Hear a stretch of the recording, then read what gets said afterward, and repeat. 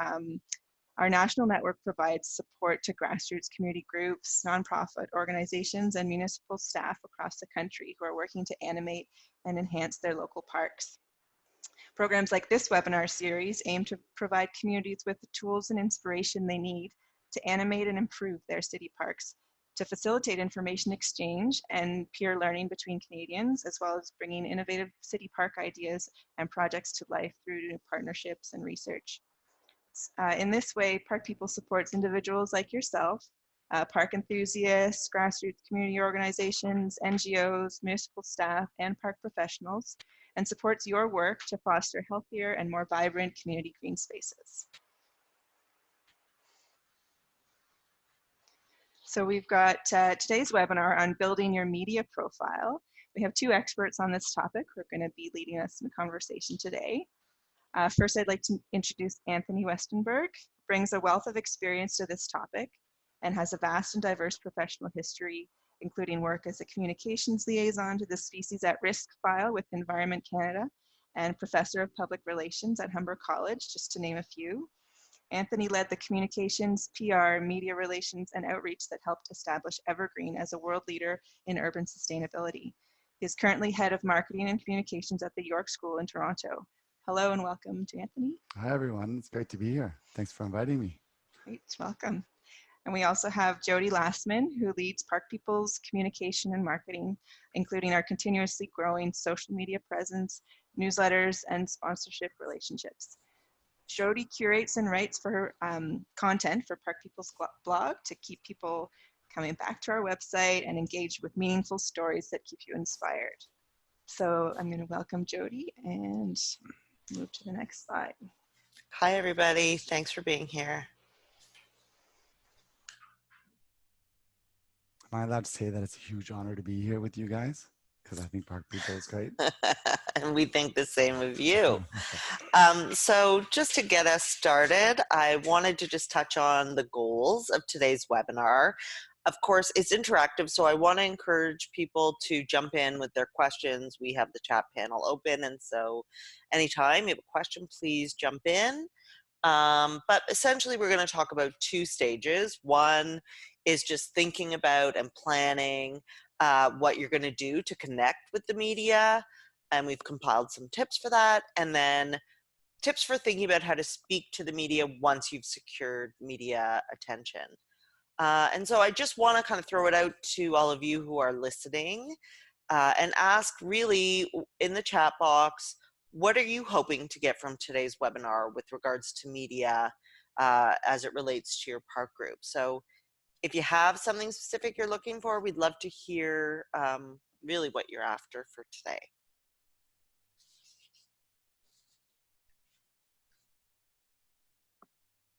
Building a storyline. Cool. Thanks, Richard. Okay, let's go to the next slide and just address quickly why social media reach. Great. Okay, a couple people for social media, so we'll be sure to touch on that for sure. More ways to get message out there about events. Yep. Okay, great. These are all great ideas and things we're going to touch on today. Thanks for contributing. Basically, we want to start with thinking about why you would want media attention. And Judy has already touched on one, which is thinking about getting more people out to your park events. Definitely an important reason that I think many people will be thinking about. Also, you might want to attract more volunteers to your group. And another possibility is just something like getting changes made to the park. Maybe the park is really desperately in need of enhancements that have been hard to get.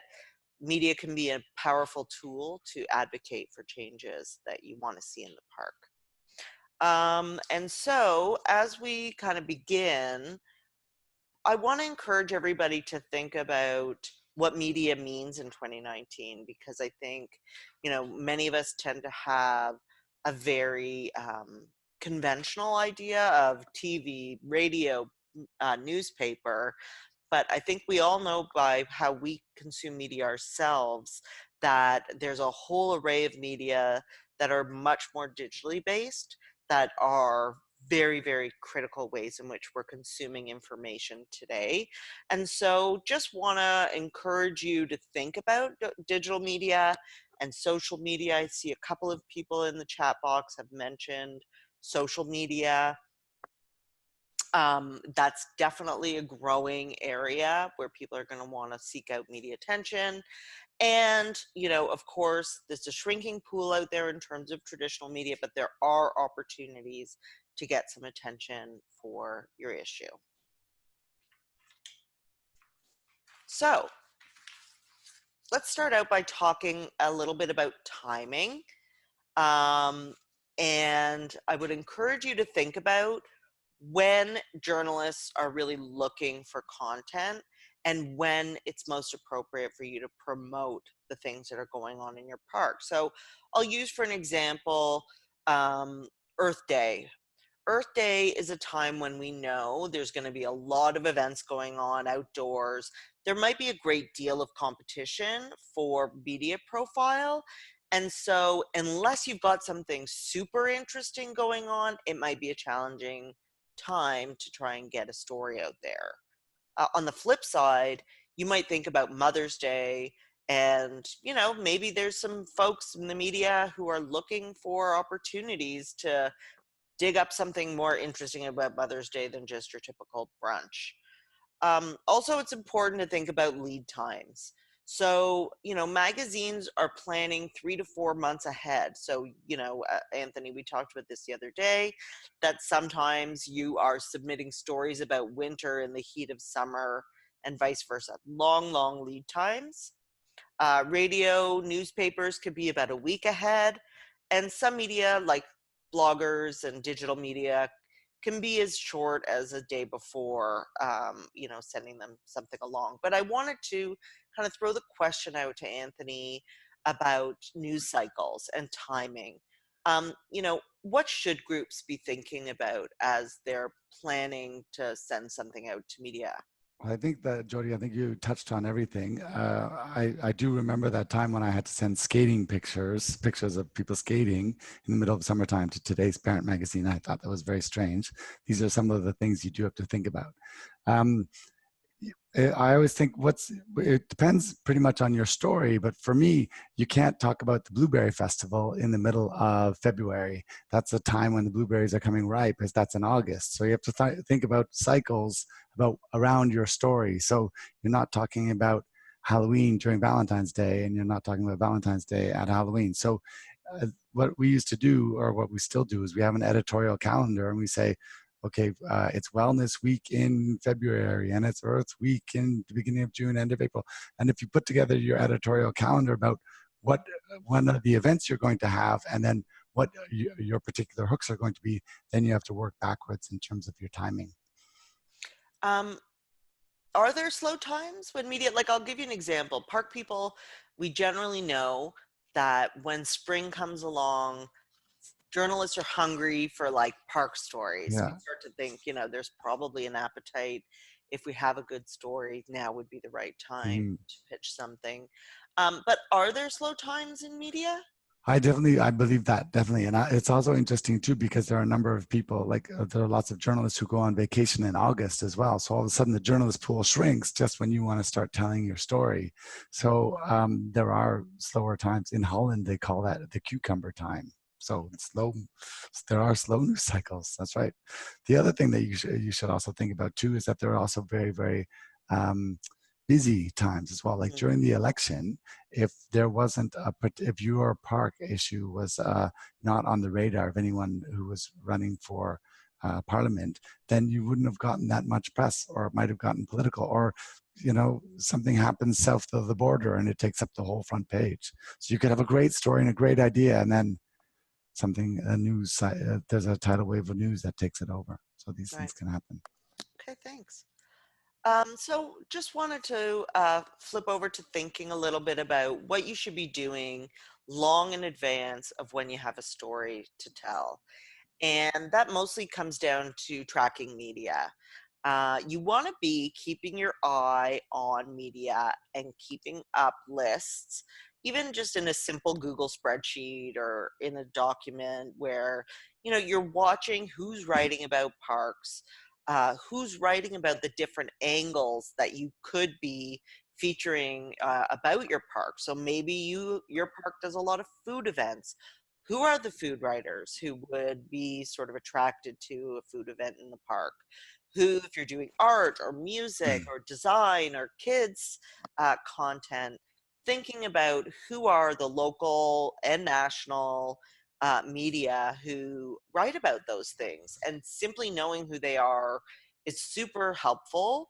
But then following them on social media is an opportunity to strike up a conversation and to demonstrate that you are a bit of a thought leader when it comes to matters of parks or park events or community events or public art. So chiming in when it's appropriate, and I'm just going to give you a very brief example.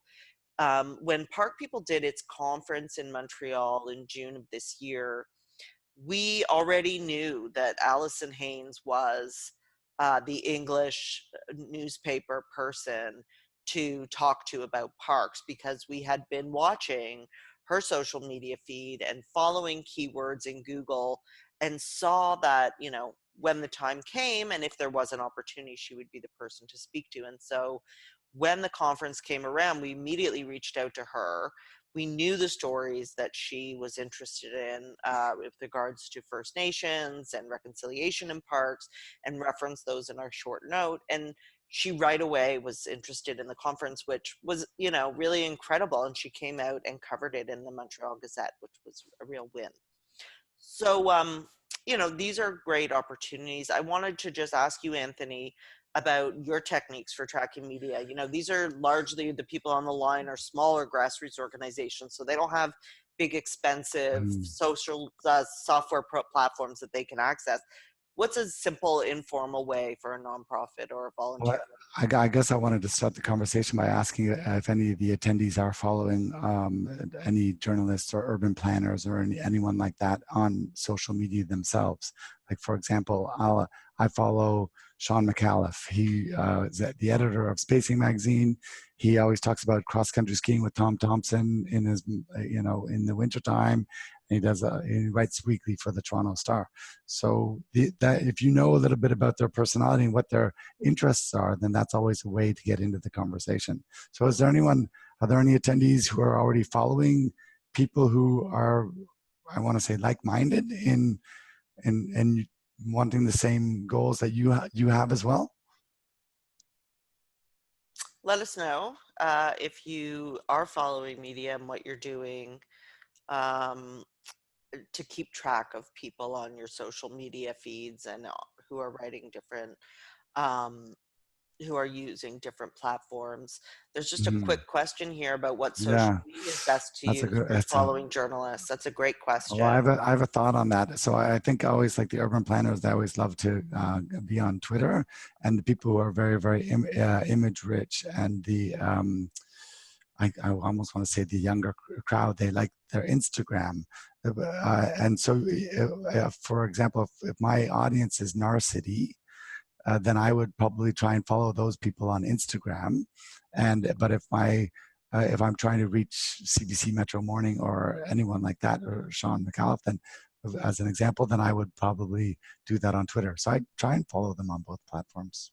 The other thing too that I do a lot, which is interesting, is that I create a lot of Google Media alerts. So I have a Google Media alert for urban planning Toronto, urban planning Ontario. I have one in particular for park people, and it's just kind of interesting. You get these in your feeds, and you'll see something. You're like, oh, that's an article I wasn't expecting to see. So that's a quick way to see who's writing about you or an organization that's like-minded like yours as well. No, And that's a really good tip. I think if people don't know what Google Alerts are, they're just a simple keyword search that you set up in your Google Mail, and Google will send you through your email any articles or media that's published that uses those keywords. And so if you're in Vancouver, you might want to have Vancouver Park. You know, that's one that Park People has in our mm, Google Alerts. We look at them all the time, and you can just have them going into a feed that you check once in a while. You don't have to be on top of it all the time. But it does sound like some people who are on the call are tracking media, local reporters, community-centric Mm. projects and people. Very cool. Nice to hear Yeah, that you are keeping track of media. there's when we were talking about that as well, sometimes what's interesting, we had at Evergreen, we had a friend of Evergreen who was a big foodie, Joshna Maharaj, and she's always very often on CBC, and she was also on the Stephen and Chris show. So sometimes if we wanted to try and pitch the Stephen and Chris show or anyone like that, you'd go into that show via the person who is an occasional guest speaker on that show. So I just reached out to Joshna, and she did a couple of throws for us, which was wonderful to see. So Yeah. influencers can that you build relationships with on social media platforms, they can sometimes get your foot in the door too.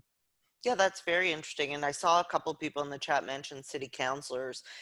Your city councilors can also be useful influencers, I imagine, if they're really involved in your park group and you keep them abreast of what's going on. They often get called upon to speak to the media. Yeah.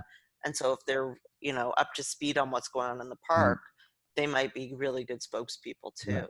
The media also write monthly newsletters, and if they are writing a monthly newsletter about parks or something like that, they might say, "Oh, and I just attended this strawberry champagne butterfly event that was wonderful, and it was hosted by the great people of XYZ." And you can count something like that as well. These are going door to door in a particular postal code that has that has impact for you. Terrific. Great. So let's talk a little bit about telling your story. And I wanted to use an example that we saw this year that was really impressive. Basically, this is your most important step, because if the story you have to tell isn't interesting, then nobody's going to talk about it, and it's got limited appeal. So it's really about people talk about hook, and you hear this term a lot. Really, the question is, what's going to make this story interesting? What would make you as a reader want to click through on a digital platform and actually read this story? If it doesn't seem interesting or exciting or different in some way, you may have trouble trying to pitch it to the media. So, journalists get hundreds, literally. Anthony, you mentioned a funny number the other day when we were talking about how many requests. Oh, you're on mute. You just need to unmute. I've written a couple of articles for the Toronto Star, and so one of my editors was she's at Centennial now, but it was Mary Vallis. She was lovely, but she always said by 10:30 she had over 200 emails in her inbox, so 200 pitches in the morning. So she was a little bit overwhelmed. I think everyone's like that as the pool shrinks a little bit too. Right. So, that's not to intimidate you, but just to suggest there's a lot of people looking for media. And so you need to come up with a really interesting idea. And I wanted to just shine a light on an example here that came from Montreal's Saint Jacques Escarpment. And it really, this was one of the TD Park People grant recipients that was able to get the media to write about them. They were covered by Global News. And, so we look at this and ask ourselves, well, why? What made this a story that broke through and was able to be connect with the media and the public? And I think if we look at this example, there were two key things that happened here.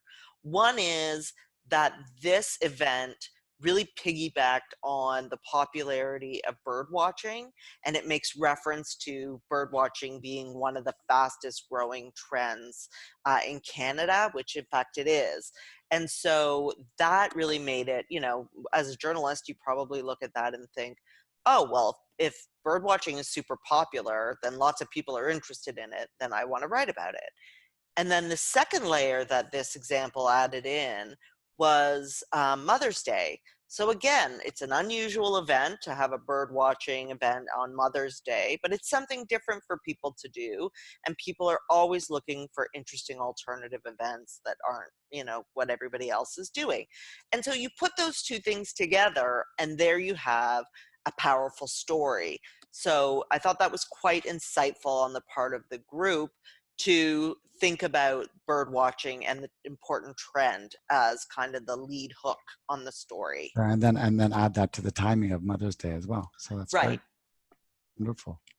I just wanted to throw out to the group listening, are there activities or events that you have coming up that you're really hoping the media will come out for in the next, little while? I know it's a quiet time for parks, but winter, some cool.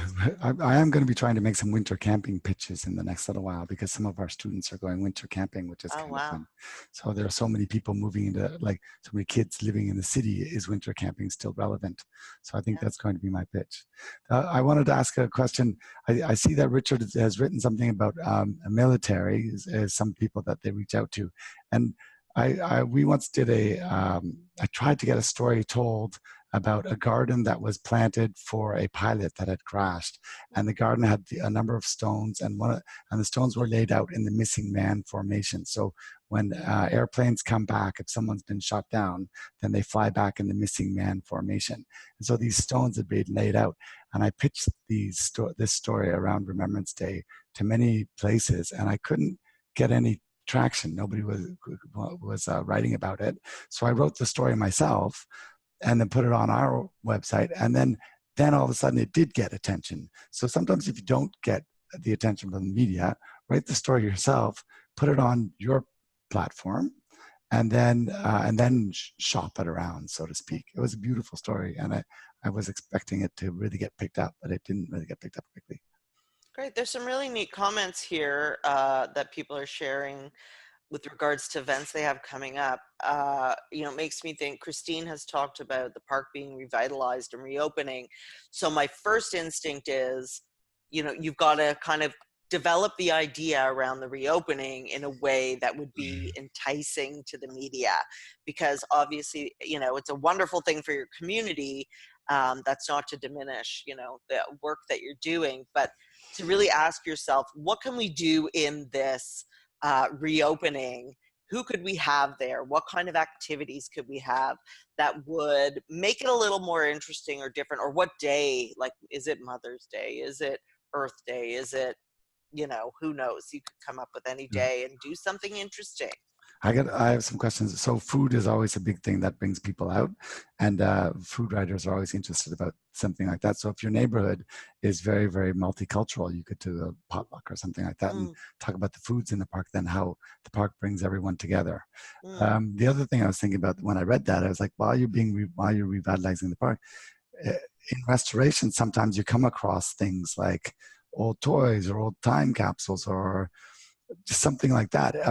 Is there a way that you could put some of these things that you found while you're revitalizing the park on display, or any of the old beloved trees? Were they cut by Sawmill Sid and could reconverted into benches or picnic tables? You have to try and figure out a couple of little gems of stories, so that you don't tell the whole story to every journalist that you're reaching out to, but just enough that there's a hook that make them go, oh yeah, this old tree that we used to love that my grandfather planted, it came down in this big storm of Hurricane Hazel, and so we cut it up into strips and we made a bench out of it. Like, that's a good, like, those are nice stories. So it's got a little bit of a heritage component to it, and then and how that park fits into the neighborhood fabric is also very important.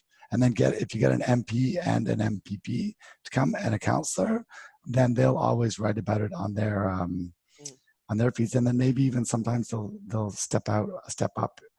In Parliament, you sometimes have a member of Parliament stand up and say, I want to give a shout out to the people of my community having the picnic this weekend. So these things can happen.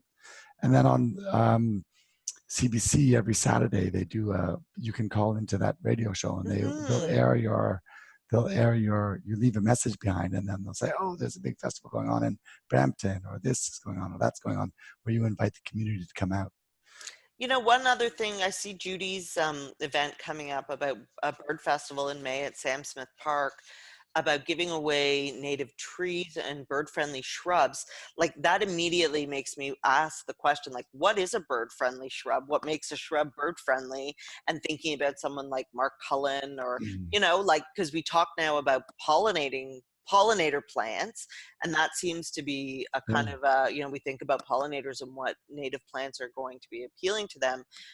I think that inside of your kind of event is this question about like, what does it mean to have a bird-friendly tree or shrub? And that, you know, might be the hook for someone in the media. Mm.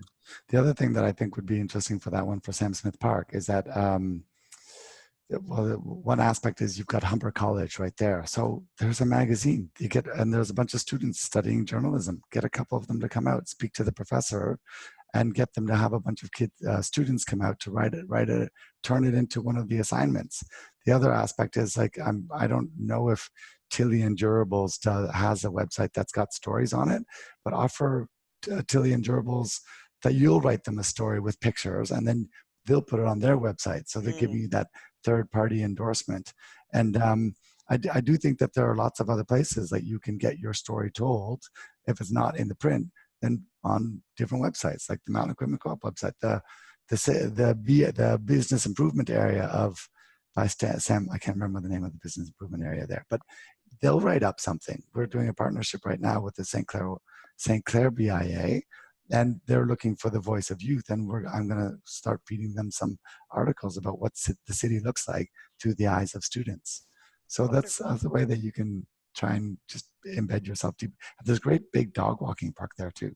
So you can maybe try and get some of those dog walkers to think about that as well.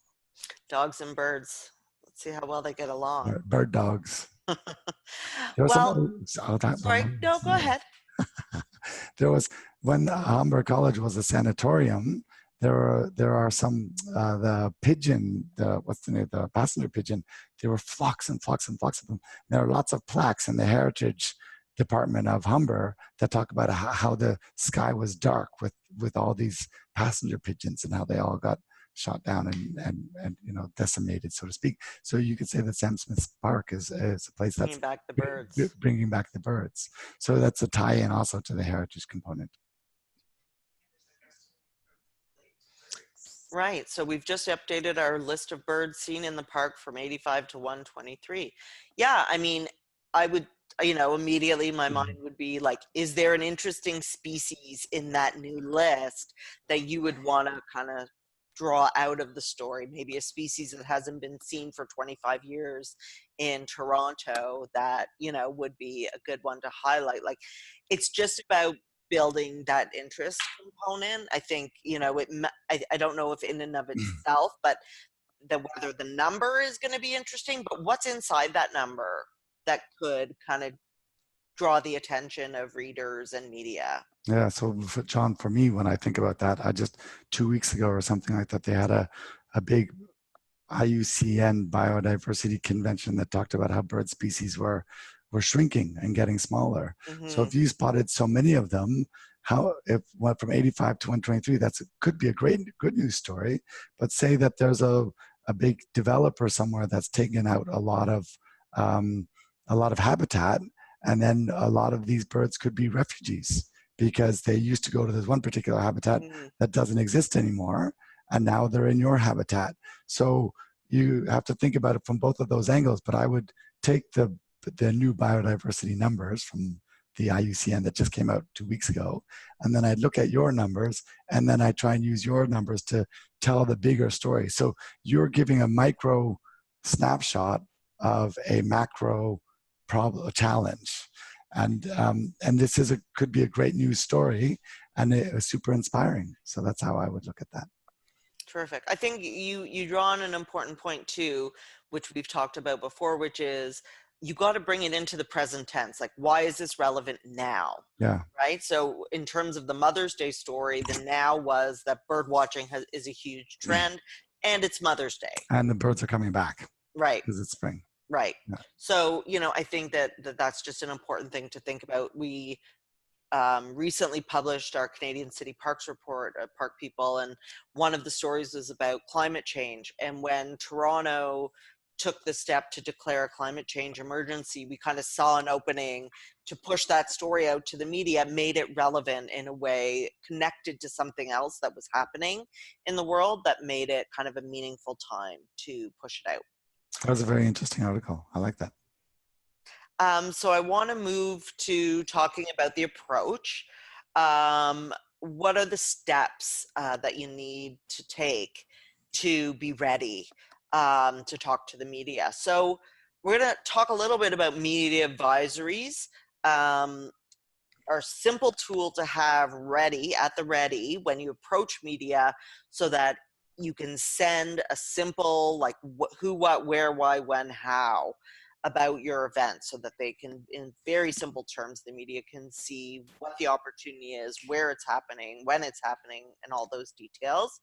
But you're going to want to send an email. Email is a very important platform for you to be using to send not really so much the traditional press release that many of us think of, but rather just a great subject line, which we're going to talk about a little bit, and a few really good sentences, very concise, that kind of express why this event is interesting or exciting.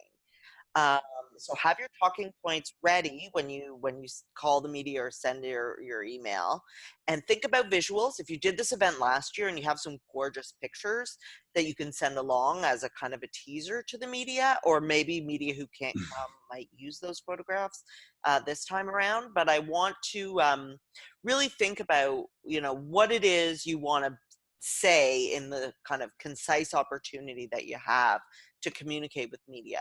So, Anthony, I want to ask you, what's the status with media releases? Are they still a thing? And what should be in your first email? I taught students at Humber how to do media releases all the time. If you're a publicly traded company, media releases are very important. Sometimes I'm not sure if media releases get picked up as much as they do anymore. But for me, media releases are a great exercise for you yourself to figure out what are the key messages or what are the talking points. Because you have your key message where you have the park revitalization is important because of X, Y, Z, and then you put a proof point underneath it. And so usually you have 3 talking points, and then you have a reinforcing sub proof point that reinforces what those 3 talking points are. And those usually make their way into a press release.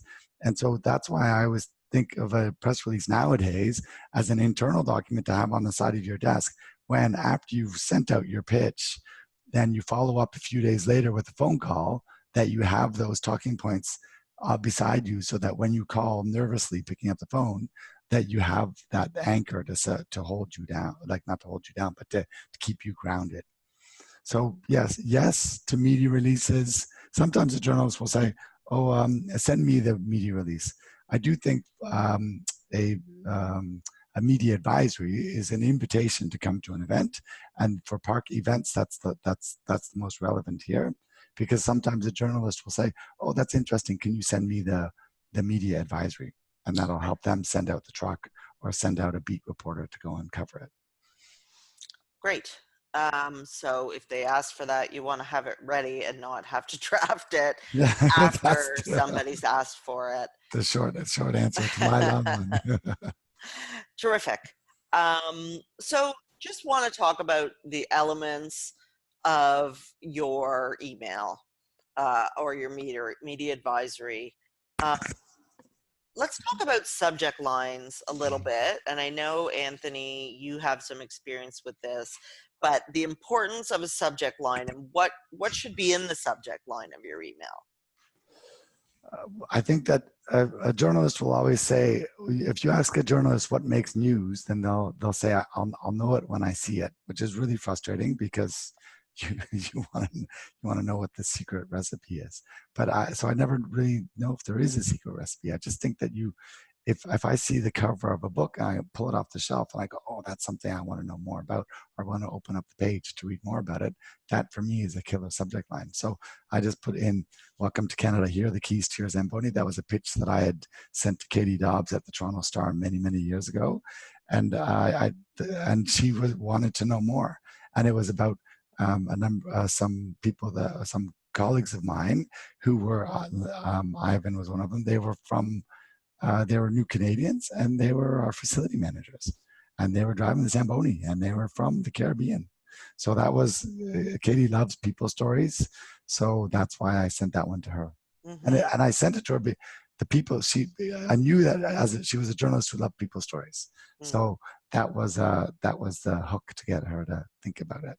That's cool. Well, that also goes back to the importance of maintaining your list. Like, that Katie is the people story person. Yeah. So that when you have a people story or an angle, you're thinking about who to send it to. Yeah.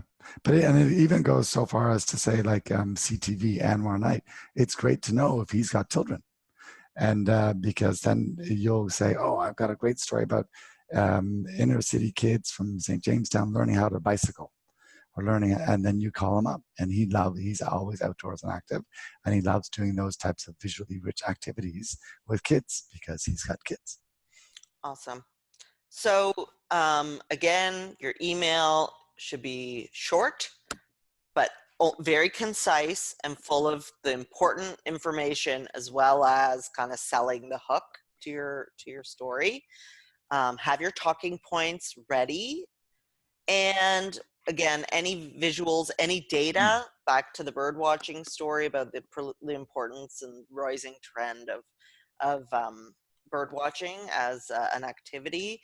That was something that the person who crafted that story had at the ready. Those are all kind of key elements. And visual, if you can show TV media that this is going to be highly visual, or the newspaper that they're going to be able to get some great photos, that's another important selling feature. So someone had a good question here, Anthony. I just want to ask you. Judy is asking, what's the difference between a media advisory and a media release? Okay, so a media advisory is an invitation to come to an event, and a media release is is telling the media about your story. So to go to that park that's being revitalized and there's going to be a ribbon cutting ceremony, the media release would be a story about the park. The media advisory would be an invitation to come down to the ribbon cutting ceremony. So if someone asks you for a media release, then, or if you are going to write it, then you'll be writing a release about why this park was important. And then the advisory is to invite them to the ribbon cutting. Awesome. Does it make sense? It's a what, why, when, why, how, where's. It's on the, it's yeah, I think people get the general idea. We've written it before. Do journalists read their emails, Anthony? If it's got a good subject line. No. So some journalists read their emails. A lot of them won't if they're overwhelmed. The thing for me is when I call up a journalist 2 or 3 days later after I've emailed them, if they're busy working on a story, then you pick up the phone and you say, I'm calling in reference to an email I sent you the day before yesterday. And then while you're speaking with them, if they've got the time, then you'll hear them backgrounding, looking for your email. And then once they find it, they'll open it, and then they'll follow you through your pitch, basically, which is always interesting. But that's what I do too when I get a call. I quickly go, what did you write me when? And then you just look that stuff up. So yeah, some of them do. If it comes from someone that they've built a trust up with, then yeah, they will open it up. They'll say, oh, this is the Brickworks. These guys always have really interesting stories about XYZ. But this is Park People. They have some great stories about XYZ. They've never steered us wrong. Then then they would pick up the phone. Yeah, well, I think that's interesting because, again, it circles back to the importance of maintaining those relationships. Like, if they know your name and they know the organization you represent, that's your first step to having your email also kind of jump out of the list of other emails that they're going to ignore that day. I want to turn it over. Well, if I was getting 200 emails before noon, I would be ignoring a lot of my emails too. I want to flip it over to the art of following up. And so I know, Anthony, you said, not to be offended if you don't hear back the first time. What should you do if you send an email and you don't hear anything? Don't feel rejected. If you are so convinced that you have got a great story, everybody always thinks that or a lot of people I've spoken with always feels that their story should be on the front page of the newspaper. That sometimes they aren't. Like if you're doing a ribbon cutting ceremony with a corporation about a children's garden, then usually that won't get picked up because they think, oh, I'm being sold. Buy an ad instead. But there was a children's playground a little while ago here in High Park that burned down, and then Canadian Tire said that they were going to step in and build it with that guy, what's the guy, Homes on Homes or something like that. And then all of a sudden that got so much press. And when that happened, I was jealous because like I couldn't figure Should out have just how. burned something down. Yeah, you never do that. No, it's all about the park. So the so don't feel rejected. Pick up the phone, and I've had a National Post reporter pick up the phone and say speak, and that really made me go straight to my talking points, and then just like stutter out my talking points. But I think you have to remember that it's just a conversation with a human being, and you are so convinced that your story is really, really compelling because you found something really cool, or the park rendering of the rendering of this new park is by this new famous upstart of a First Nations planner or something like that. Whatever your hook is that you feel is your story, that's what you got to lead with. So I used to always tell the students that the world's heaviest tool is the telephone, and it still is to this day. And what's the appropriate amount? Like you send an email, then you call, you leave a voicemail. Like what? It's kind of like dating, I guess. It's like you don't wait a week because it's like when you want to. Yeah, I'd wait 2 days. Is the answer, I think. 2-3 days. And if you didn't hear back on that phone call, do you call again, or you could just say no? That's okay. No, I'll call again. I'll call again because sometimes they're writing an article and they're like, oh yeah, I wanted to talk. I put that in the side. Thanks for bringing that up again. So that does happen. But that also brings up, when we were talking about timing, when you're sending a media pitch or an advisory Friday at 4:00, everybody's looking to get out. So they're not going to read that. So you have to think about when as the most Monday morning, they're sitting down. Usually in the morning, they'll get together around the table with their editorial department and pitch stories to the team. And they go, oh yeah, that's a good story. That's a good story. Follow that one up. And so you have to think about when you're going to try and pitch them as well. So I always Tuesday morning, Wednesday morning. And then when you call them up, you don't call them too late in the afternoon, because then when you pick up the phone, you get them on the phone, you say, is this a good time or are you on a deadline? Because they're writing last week's article. And so sometimes they'll say, yeah, this is not the right time. I'm working towards a deadline. Can you call me tomorrow morning? Or you say, when's the best time to call? Or they might say, I'm not the right person to reach out to. Then it's not bad to say, oh, do you think that there's someone within your organization that could be interested in a story like this? That I've gotten lots of great leads from, like I'll call CBC and they go, this one's not for me, but could be for Here and Now or for, any other shows. Terrific. So just wanted to highlight a couple of examples, and we're going to ask Anthony to tell you a little bit about a couple of case studies that he's had some success with. I just wanted to kind of throw out a question, Anthony, for you. Just tell us a little bit about each of these and why you think you were able to successfully generate some media. Okay, so both of this one on the left with the skateboarding, that's Under the Gardener. That was with Park People. And I loved that little pocket of Toronto. And I know I'm talking a little bit about Toronto too much, but in the bottom right-hand corner of Toronto, you've got the tamed Don River. You've got the Pan Am Path and the Pan Am Park there. And then you've got this playground that's on a berm, which acts as a flood protector when the Don River decides to jump the banks. And at this confluence of the city of Toronto, there's a skateboarding park, there's a paddler, and there was another feature as well. I can't remember what it was, but anyway, I had a good relationship with the producer of CTV, and I reached out to her, and I said, I think I've got a really interesting story that would be great for 3 throws for your roving reporter. And so what they do is they have, the breakfast television. I'm not sure if they do that too much anymore, but the CTV still does it. They said, okay, well, that's great to have 3 throws to talk about something dynamic happening in the city that were all very different. So this gentleman, he was teaching kids how to skateboard in a park under the Gardener. That's a cool story. Like that, I think the Guardian would pick something like that up so that you could read about that in Berlin. And then the next throw was a paddler who we got him to paddle down and then talk to the newscaster. And then the third throw was Dave Harvey of Park People. And what's really interesting here is that my pitch wasn't about Park People. And the same as the one on the right, the pitch is not about Evergreen Brickworks, and the pitch is not about Park People. It's about the story or the activity that takes place. And I was looking at my list of all these things that I had done recently with press, and I go, oh, it's interesting. None of these are about Evergreen. They're about bees. They're about kids in nature.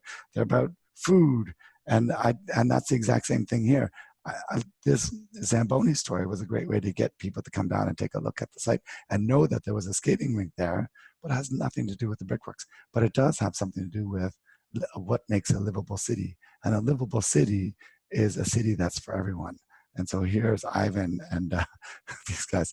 They were so much fun. And if you read that article, Katie just totally took it and made it a really, really funny story. And then she videotaped it as well, and that lived for a long time. That even got picked up internationally as well. So that's a fun story. Cool. So just thinking about speaking to the media, I wanted to just, Anthony, get a little bit of your input on different media. We're going to focus a little more on the conventional media here, but thinking about radio, like how do you prepare for a radio interview as opposed to kind of a different kind of medium? So a radio interview, the first thing I would say is that if you've landed a radio interview pitch, then I would totally recommend that you go to the studio because then there's less crackle on the line. If it's a Skype call, it just sounds garbled. So if you can make it into the studio at 6:30 in the morning for Metro Morning, then go do that. And that way they'll say, for the next time, they'll say, oh, that person is super reliable and he had some really good talking points and they were really animated and dynamic. So for the radio, you just stick with your key messages and remember that it's a conversation. And it's perfect. And I always say, when I get so nervous, I just did one for the TRCA Paddle the Dawn in the beginning of summertime. I was so nervous. I didn't want to be on the radio. I was like being behind the scenes, but I did it. And you just got to stick to your key messages and know that it's not about you. It's about the story you're telling. Do you type them out? Do you write them down? Yeah. You do. Oh, yeah. And you have them in front of you. Yeah. And then I'll take my key messages and I'll take a highlighter and then I'll scribble in the margins on what I really, really want to get out in the story. So the TRCA one, I'm sure it still exists somewhere, but it was a meandering story, as you can imagine. And what about TV? How would you prepare for a TV interview? Yeah, so the TV interview is interesting. It's not so much the preparing for the TV interview, even though you have your key messages. The TV interview is it's got to be visually rich, but you have to think about your backdrop and how beautiful your layout's going to be, or how you're going to put your artifacts on an old harvest table to talk about this park being, the things you found during the revitalization of this park. And the TV has to be image rich, and you have to be in the head of the producer to write down a script. So when I was talking about those 3 throws, basically a throw is a 3-minute interview between a 15-minute event that going back to the studio, and then they come back to the remote reporter and they do the second throw. So you have to write down not the script of what you're going to say, but you have to, for the producer, you say, we are going to stand here. Here's a picture of where we're going to be. Here's a map. Like if you're doing a ribbon cutting ceremony for a park revitalization, for example, and I've got in my head Stanley Park or Trinity Bellwoods, and you invite people, make sure that you're going to tell them that you're going to be in the southeast corner, because there could be a drumming session in the northwest corner and they could show up to the wrong place. So you almost have to take a screen grab. I have always done this. I take a screen grab and I put it on a PowerPoint presentation and I put a big X. We are going to be standing here at 7:30. The first throw is at 8. We're going to do kids and bicycles. And then at 8:20, we're going to do pancakes by the campfire. And then at 8:40, we're going to do this. So it's really interesting to see. For the TV, you have to think about your key messages, but you have to let the visual story unfold. And for newspaper? For newspaper, I would say when I was doing newspaper pitches, what I would always pitch is that I'm a superficial expert on just the top layer of detail. So for the newspaper, if I'm pitching, say, the role of nature to childhood brain development or something like that, I'm not an expert on that. I'll have pitched it. They'll have said, "Oh, I'm interested." Then I would have gone to Cam Collier, who was at Evergreen, and he and I would have sat down and constructed some key messages, and then I would have coaxed him for the interview. But for the newspaper, you just have to know that it's also a conversation. They will. The thing is, interesting about the newspaper is that you don't own that story anymore. The newspaper owns it, and you can't see it anymore. They'll call you afterwards to fact check things, but it won't come out sometimes the way it's a third party endorsement, which is amazing, but it might not come out the way you want it, or you want to see it, or you'll say, "Oh, I should have said that." And we had that with the National Post once when Cam Collier at the Brickworks said, "Every child has the right to a broken arm." And then that was on the front page of the National Post. I thought, I'm so going to lose all of our sponsorships. But it was front page. I was going to cry. But well, it got worked. the story. Yeah, but, yeah. So I want to just throw it out now to everybody listening. And we've got Anthony here, who's got all a world of experience with media. What are there any specific questions that are on your mind that we can address in the few minutes that we have left? And just if you can use your chat box to just throw us anything that you're thinking about. While we're waiting, can I say something? Yes, for sure. Okay, I was going to say, don't be discouraged if you don't get press. Just keep trying. But and if you're so convinced that the story is a good story, write it and then shop it around to the BIAs and the local counselor and get that picked up in the community by itself as well, because that is the story that speaks. And I did a graffiti event once at the Brickworks and I couldn't get anybody to carry it, and then I wrote the story myself, and then we pitched it. Or no, then it got read, and then the National Post picked it up, and then the Globe and Mail picked it up, and then the CBC picked it up. So sometimes you'll write something that's compelling enough for someone to say, oh, we want to know more. There's a great question here from Christine about stories about history. I imagine, Anthony, you have some experience with this. Do you find that stories about history resonate? Our park is very historical, but that type of information doesn't seem to get them the hits. How do you spin historical stories? I think that I would go to a place like I'd call up Heritage Toronto and call them and ask them, or interview a local historian about what some of those stories are and tease some of them out. I know I've mentioned Katie Dobbs a couple of times. She just published a book on the mysterious disappearance of Ambrose Small or something like that. And it's a great book, but there are some people who love the Heritage Toronto Archives. Reach out to some of these guys to say, hey, do you have any tips on how we can get stories? Everybody is your partner. Use your army. Like, honestly, if you follow some people like Heritage Toronto, Toronto Archives, think about some of these things, even taking a picture of it.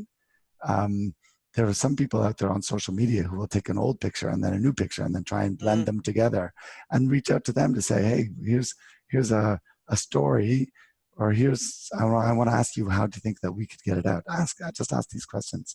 But I would go to Heritage Toronto, and I would go to a number of the archivists. Like, is there a local school that's got an archivist? I don't know. I don't know where the park is. I like this comment that Richard posted, and it's true. Like, if you don't have a story, it's not worth spending a whole bunch of time trying to get media to come out to something.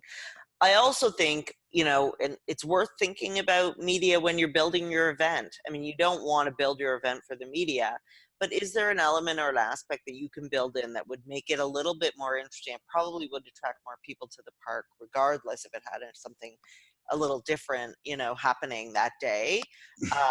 But, it's true. It's not worth, if what you have is a kind of a fairly ordinary play day in the park, that might not be the one to focus on for trying to get media. I think you have to know in your gut that there's something here that's worth pursuing with media and to make it worthwhile. And then you speak, I think, Anthony, you made this point about, you have to be able to be passionate about it. Janet Yeah. asks, how do you handle controversy, for example, creating public access to a wilderness park when some stakeholders don't want development? Controversy. So is it full development, or is it? I would. The talking points would be, if you don't use it, you don't love. You're not going to love it. And I also think that you can really make strict marked trails so that it doesn't get trampled flat. And I think that if it's a public space, then you need to make sure that there's room for everybody. I can totally understand that. Justin Bieber did that video up in Reykjavik, and now everybody wants to jump over the fence and take their selfie right where he stood for his video, right? Mm-hmm. So that is definitely a challenge. I do think that when you have a story, going back to the heritage one and some of these ones, there's always your event is a happening on the ground, and it hooks up to a larger macro, something big.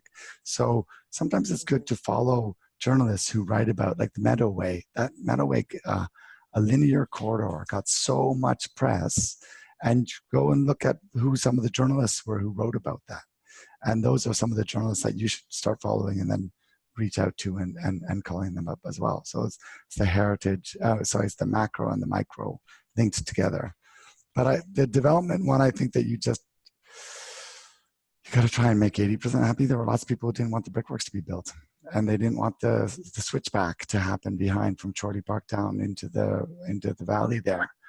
And these are challenges. You have to kind of come up with your own position statements around that. Thanks, Anthony. We are going to flip it back to Rachel for a little bit more information, but thank you everybody for your really good questions.